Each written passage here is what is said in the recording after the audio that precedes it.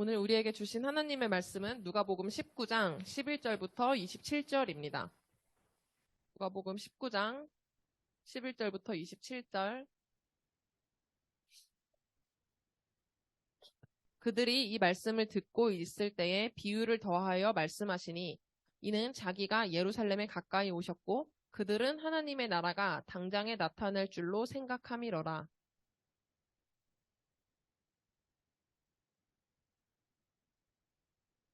그 종 열을 불러 은화 10미나를 주며 이르되 내가 돌아올 때까지 장사하라 하니라.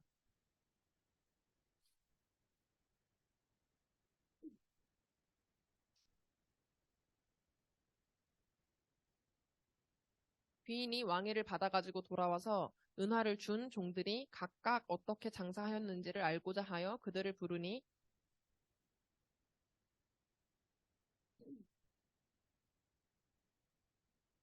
주인이 이르되 잘하였다 착한 종이여 내가 지극히 작은 것에 충성하였으니 10고을 권세를 차지하라 하고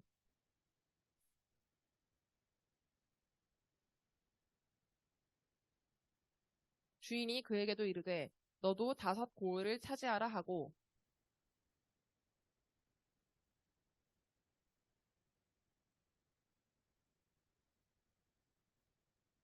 이는 당신이 엄한 사람인 것을 내가 무서워함이라 당신은 두지 않은 것을 취하고 심지 않은 것을 거두나이다.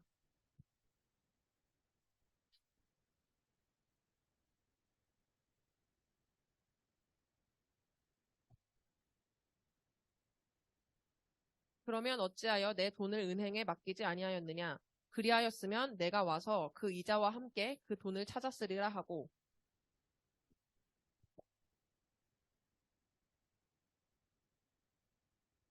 그들이 이르되 주여 그에게 이미 10미나가 있나이다.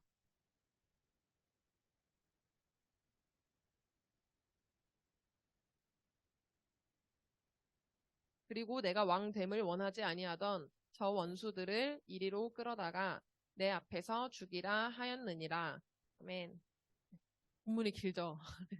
여러분 오늘은 예수님은 다시 오십니다 라는 제목으로 말씀 나누도록 하겠습니다. 오늘 말씀 이렇게 읽으면서 떠오른 이야기가 있나요? 알고 있는 성경의 이야기? 네, 맞아요. 달란트. 네, 그런데 오늘은 약간 그 달란트 비유와 비슷하면서도 조금 다른 열문화 비유에 대해서 이야기하겠습니다. 여러분, 비유가 뭔지 아세요? 비유. 비유. 중학생 1학년도 알아요? 예원이? 배웠어요? 네. 간단히 말하면 A를 설명하기 위해서 B를 끌고 오는 거예요. 그래서 사과 같은 내 얼굴에서 보면 얼굴을 이야기하고 싶어서 사과를 활용을 하죠. 그 노래에서. 네, 이런 식으로 진짜 이야기하고 싶은 거는 따로 있고 겉에 이야기를 만들어내는 거를 비유라고 하는데 예수님도 오늘 이 비유를 사용하셔서 이야기를 들려주고 계신 거예요. 여러분에게 그리고 저에게. 국어 시간에 소설 읽는 것처럼 말씀을 하나하나 분석하면서 읽어보도록 하겠습니다. 배경을 먼저 살펴볼게요. 11절 보면 네, PPT 됐죠? 예수님이 이 비유를 말씀하신 이유가 나와 있어요. 한번 다 같이 읽어볼게요. 시작.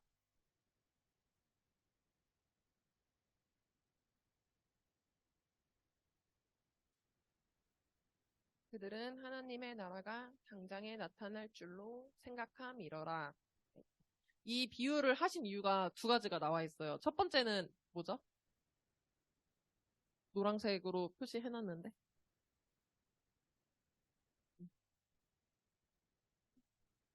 안 돼 있어요? 나 몰카인가? 여기 있네. 자기가 예루살렘에 가까이 오시고 예수님이 예루살렘에 가까이 오셔서 첫째. 둘째는 예수님을 따르던 자들이 하나님의 나라가 당장 나타날 거라고 생각해서 이 두 가지 이유 때문에 예수님이 지금 이 비유를 들려주고 계신 거예요. 예수님이 이 당시에 어떤 존재였냐면 팬도 되게 많고 안티도 되게 많은 약간 핫한 그런 사람이었거든요. 그런 인플루언서인데 거의 백성들이 이 예수님을 좋아했던 이유는 이 예수님이 다윗 왕처럼 이스라엘을 아주 훌륭한 나라로 지금 로마한테 우리가 당하고 있는데 식민 통치를 당했던 것처럼 그런 것으로부터 자유를 주고 해방해줄 사람. 그러니까 정치적인 왕으로서의 예수님을 기대를 해서 되게 맨날 쫓아다니고, 근데 심지어 병도 고쳐주니까 얼마나 좋았겠어요. 그 백성들의 입장에서. 그래서 굉장한 인기를 얻은 반면, 안티들도 있었죠. 안티는 이렇게 인기를 얻으면 라이벌들이 분명히 있잖아요, 보통. 한 사람이 이렇게 인기를 얻게 되면 원래 지도자였던 사람들, 원래 종교적으로, 정치적으로 이 백성들 위에 있던 사람들이 시기 질투를 할 수밖에 없죠. 그래서 그 사람들한테 엄청 미움을 받으셨고, 또 한 가지는 하나님을 되게 잘 믿는 유대인들 들어봤죠? 성경에 많이 나오는. 그 유대인들은 저 사람이 뭔데 감히 하나님의 아들이라고 자기를 말하지? 저 인간이 왜 하나님의 아들이야? 하는 마음으로 종교적인 마음에서라도 예수님을 인정할 수 없었어요. 네. 그래서 엄청 이제 비난도 받고 비판도 많이 받았었는데 예수님은 이 두 가지 사람들 중에서 예수님을 따르던 사람들, 예수님을 쫓아다니고 예수님의 말씀을 듣고 그렇게 예수님을 믿었던 사람들에게 이 말씀을 오늘 하십니다. 이때 이 나라 이스라엘의 중심지는 예루살렘이라는 곳이었는데 거기에 성전이 있었어요. 네, 이스라엘 사람들은 하나님을 너무너무 잘 믿었기 때문에 이 성전이 있는 곳이 제일 중심부, 핵심, 약간 청와대와 비슷한 그 정도 위치였는데 예수님이 예루살렘으로 이렇게 가까워지시니까 사람들이 이제 점점 수근수근 되고 기대를 한 거죠. 아, 저기 가서 청와대 차지하고, 예루살렘 성전 차지하고 완전 왕으로 시작하실 건가 보다. 정치적인 삶을 이제 시작하실 건가 보다 하고 기대를 많이 했는데, 우리나라 예전에 보면 일본인들이 경복궁을 장악하면 조선을 장악하는 거였잖아요. 네. 그런 식으로 이스라엘 사람들이 이렇게 예수님한테 기대를 한 거는 그렇게 막 터무니없거나 비이성적인 일이 아니었어요. 그냥 당연히 예수님을 그렇게 생각할 만한 그런 상황이었거든요. 그런데 여러분이 아는 것처럼 예수님은 이스라엘 왕이 되기 위해서가 아니라 죽기 위해서 오셨죠. 네, 지금 특별히 성탄절까지 보내고 있는데 죽으셔서 한참 후에 왕이 되시려고 다시 왕으로 오시기까지 시간이 더 필요한데 이스라엘 백성들은 그런 것들을 이제 생각을 못했던 거예요. 그래서 엄청 이제 기대를 하고 인기도 점점 올라가겠죠. 예루살렘으로 가까워지니까. 그럴수록 예수님은 이제 고민을 더 하셨겠죠. 내가 이러려고 온 게 아닌데 얘네는 나를 오해하네? 나를 착각하네? 하는 반면 이제 불쌍한 마음도 드셨을 거예요. 그래서 이 이야기를 해주십니다. 왕으로 돌아온 귀인의 이야기. 네, 이야기를 한번 이제 살펴볼게요. 이 비유의 귀인 한 명과 그 귀인의 뭐가 등장하죠? 네, 귀인의 종들이 등장을 합니다. 이 귀인은요, 지금 어떤 상황이냐면 먼 나라에 다녀와야 돼요. 지금은 그냥 귀인, 한 명의 주인, 이 종들의 주인으로 있고, 먼 나라에 가서 왕위를 받아올 예정이에요. 그래서 떠나면서 자신의 은화, 자신의 문화, 자신의 재산을 우리 종들에게 나누어줘요. 10명을 이렇게 불러가지고 문화를 하나씩 주죠. 그러면서 말을 하는 게 내가 돌아올 때까지 이것으로 장사를 해라. 내가 돌아올 때까지 이것으로 장사해라. 귀인이 자리를 비우는 동안 종들이 해야 할 일을 주고 떠나시는 거예요. 그렇게 명령을 하고 나서 먼 나라로 가십니다. 그렇게 먼 나라로 왕위를 받으러 떠나시고 한 가지 또 사건이 발생을 하는데 백성들이 작당을 하는 거예요. 이 귀인의 밑에 있던 백성들, 귀인과 함께 하던 백성들이 작당을 하는데 왜 하냐면 이 귀인이 왕이 되는 게 너무 싫었던 거야, 얘네는. 이 먼 나라에 갔다가 다시 오면 왕이 될 거를 아니까.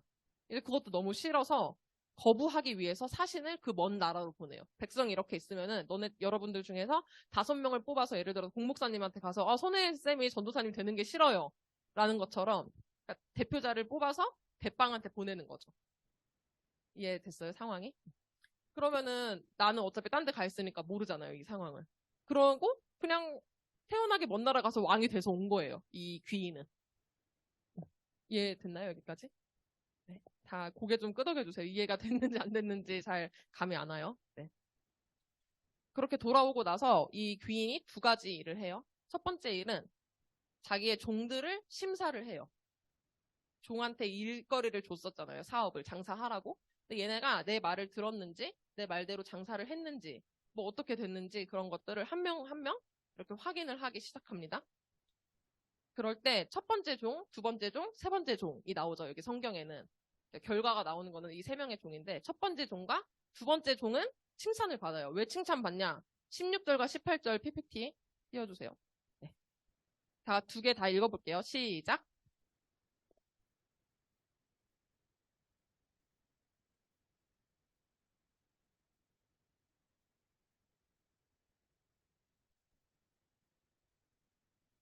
네. 왜 칭찬받았죠? 이 사람들이? 네, 돈을 불려서, 맞아요. 결과가 아주 이렇게 좋은 결과도 냈지만, 근본적으로 이 귀인이 떠나면서, 너네 열심히 장사해 라고 했을 때 장사를 했어요, 이 사람들은. 그죠? 그 장사를 하고 나서 그 결과물을 이렇게 봤을 때, 다섯 문화도 되고, 열 문화도 되고, 결과까지 아주 훌륭한 결과를 냈던 거죠.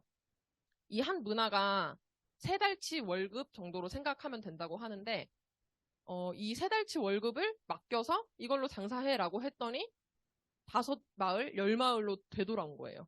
엄청난 포상을 해준 거죠, 주인이. 해준 이유는 이 사람이 뭐 돈이 없었겠어요? 많았겠죠. 왕까지 될 사람인데. 얘네가 내 명령을 잘 들었고 내 명령대로 내가 오기 전까지 열심히 장사를 했으니 이제 그에 대한 포상을 칭찬과 함께 해준 겁니다. 근데 반면에 세 번째 종도 있어요. 원래 말을 잘 듣는 친구들이 있으면 안 듣는 친구들도 있는 법이잖아요. 이 세 번째 종은 왕의 명령을 듣지 않았습니다. 귀인이 장사를 하라고 하고 떠났는데 안 하고 그냥 가만히 있었어요. 그냥 수건에 싸두고 뭘 했는지도 안 나오죠, 성경에는. 그냥 자기가 하고 싶은 대로 살았겠죠, 그 사람은. 아무것도 하지 않고 있던 그 종, 어떻게 됐을까요? 24절 읽어볼게요. 시작.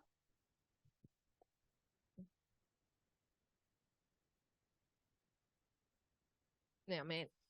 여기 나오죠. 완전 호되게 혼나고 무시당한 거예요. 얘의 그동안의 삶을 전혀 인정해주지 않죠. 그냥 너 있던 것도 내놔. 쟤 주자. 응. 버림받은 종의 모습입니다. 그렇게 종들의 일을 심사한 왕은 아까 두 가지 일을 한다고 했는데 하나를 더 심사를 해요. 심판을 하죠. 뭐냐면 왕을 인정하지 않던 사람들이요. 왕이 받으러 떠났을 때 작당 모의했던 그 사람들. 나는 저 왕이 싫어라고 거부했던 사람들에 대해서도 심판을 하는데요. 27절 다 함께 읽겠습니다. 시작.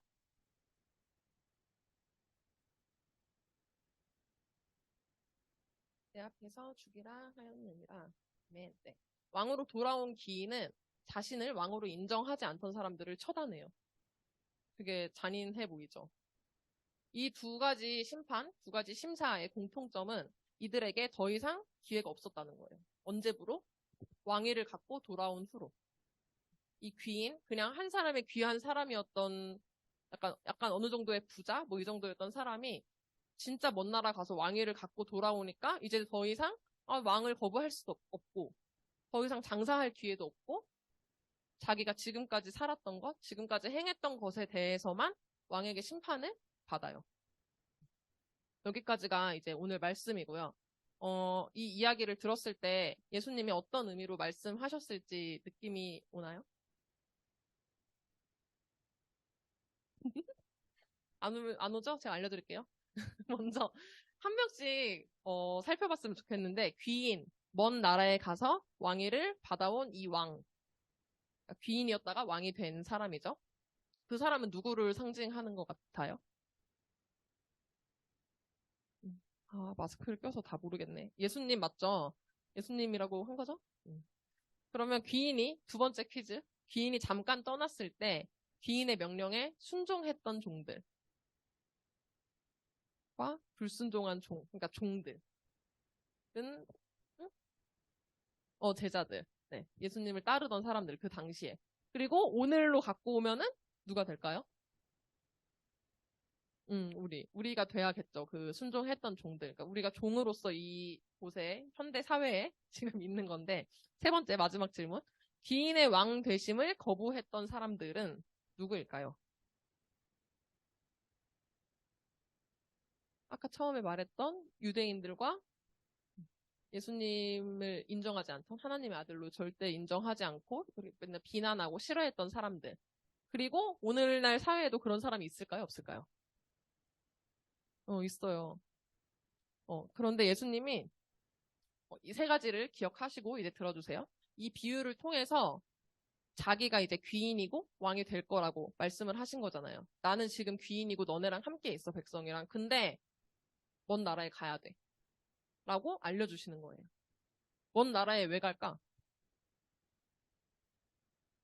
아까 이 귀인이 왕위를 받으러 갔죠.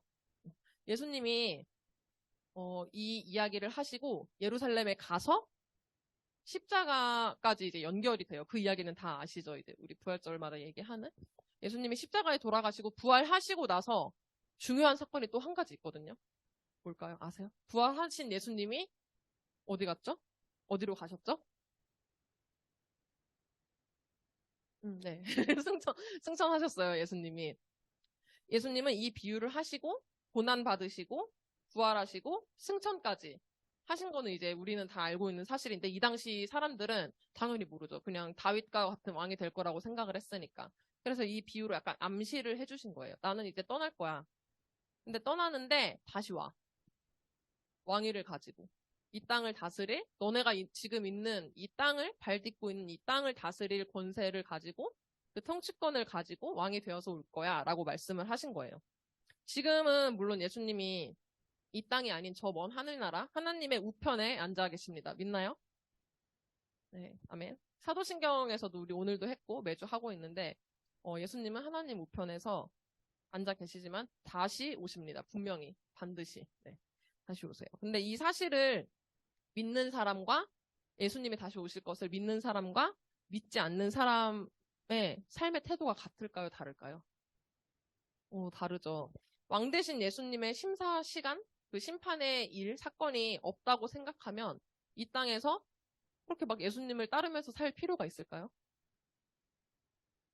그냥 이게 끝이면 내 살고 싶은 대로 살고 수건에 싸뒀던 종처럼 살아도 아무런 관계가 없겠죠. 그렇게 귀인의 명령을 따르지 않고 자기 맘대로 했던 종, 그리고 귀인의 왕대심을 반대했던 사람들. 이 사람들은 결국에 귀인이 왕이 되어서 돌아왔을 때 심판을 받습니다. 무조건 심판받아요, 정말.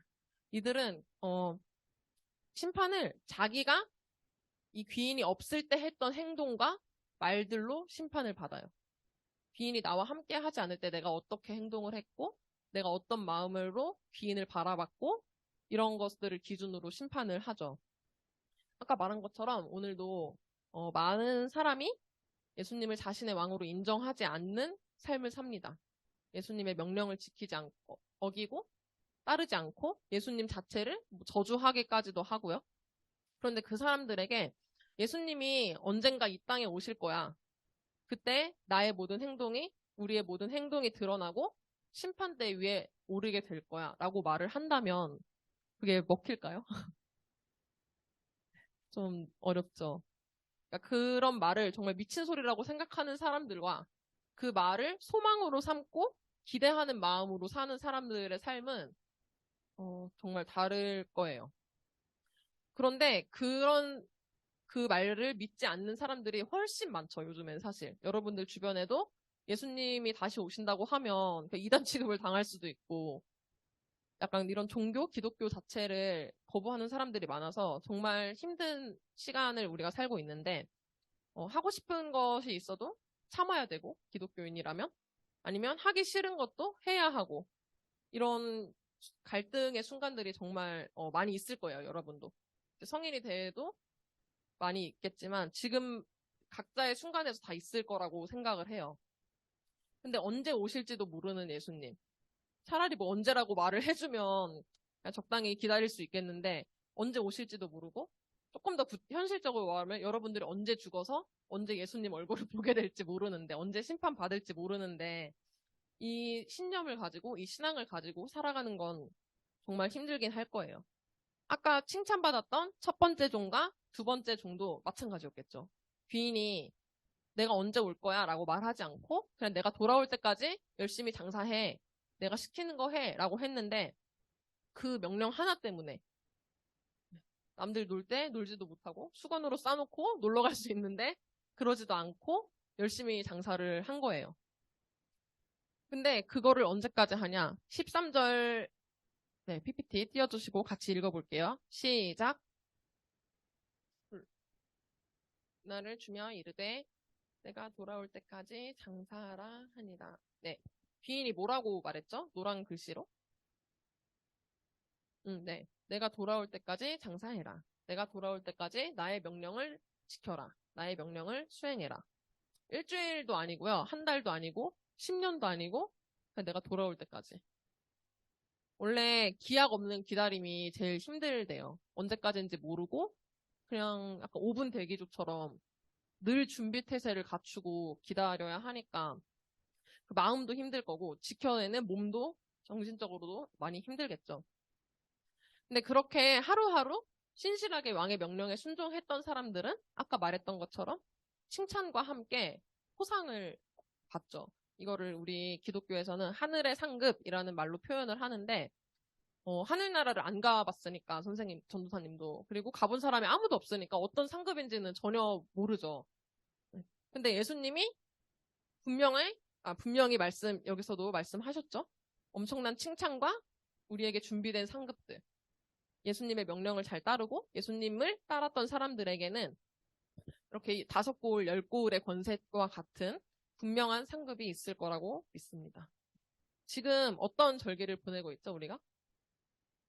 저기 게시판에도 이제 써놨는데 엄청 큰 글씨로 땡땡절 셋째 주일. 대림절. 우리 설교 시간에 얼마 전에도 얘기했는데 대림절. 예수님의 임하심을 기다리고 기대하는 절기입니다. 성탄절을 앞두고 예수님을 평소보다 조금 더 많이 더 기대하고 기다리라고 만들어 놓은 절기예요. 그런데 예수님은 우리가 지금 성탄절을 지키고 있는 것도 그렇고 예수님은 이미 이 땅에 오셨었죠. 그죠? 그러면은 뭘 기다리라는 걸까요? 이미 오셨는데 우리 성탄 차량도 매일 자주 부르고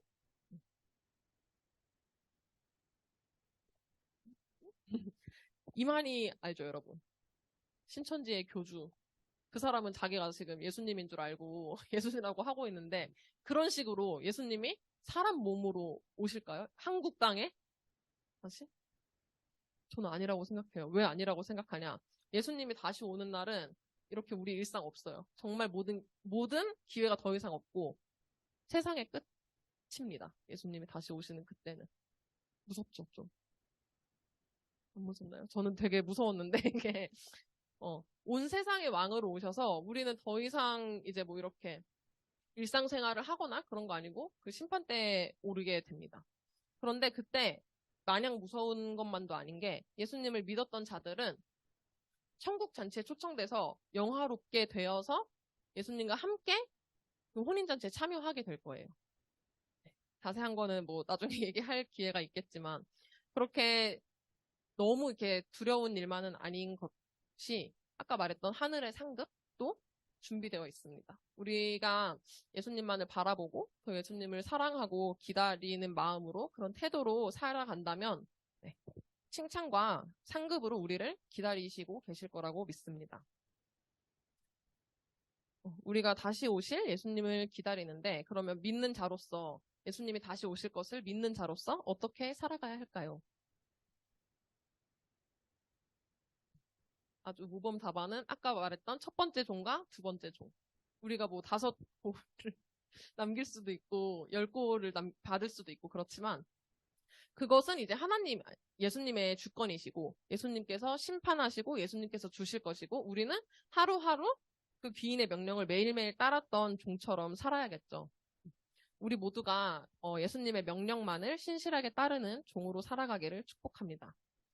우리의 삶이 먼저 끝나든 아니면 우리의 죽음 전에 예수님이 진짜 이 땅에 오셔서 이 세계 자체가 끝나든 그 마지막 심판이 있는 날까지 예수님만을 기다리고 그분에게 순종하기를 결단합시다. 심판 앞에 자유할 수 있는 사람은 없어요. 정말 온 세계의 그 사람들이 심판을 받아요. 그 결과가 다르겠지만. 예수님의 명령을 잘 따랐던 사람들도 예수님을 알기는 하지만 마음대로 살았던 사람도 아니면 아예 예수님을 부인했던 사람도 한 번씩은 심판을 다 경험해요. 성경에서 분명히 말하고 있습니다. 히브리서 말씀 한번 같이 읽어볼게요. 시작.